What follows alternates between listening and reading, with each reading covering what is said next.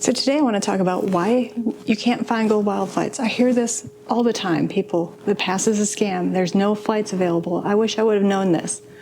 Well, first, you can look up Go Wild flights without even having a Go Wild pass. It does show them on the regular website on flyfrontier.com. You don't need a pass to see the flight availability for Go Wild flights or even the prices. They're right there with or without a pass. So one of the first reasons I want to talk about is blackout dates.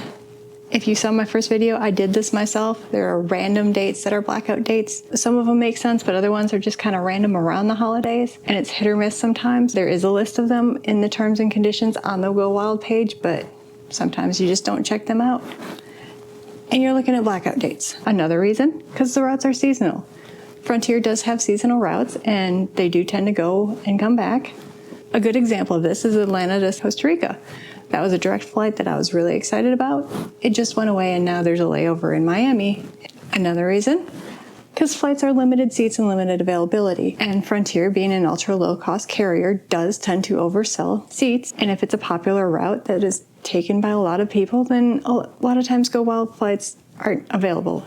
For the longest time over the summer, it was really hard to find a flight LaGuardia in New York City. They're starting to become more available now. And the last and final reason, and I cannot stress this enough, Go Wild flights are not available in the mobile app. There isn't even a column for them. You won't see them. So if you're looking in the mobile app for a Go Wild flight, you're going to think they don't exist because they're not there. You have to go on a browser and go to flyfrontier.com to book that Go Wild flight.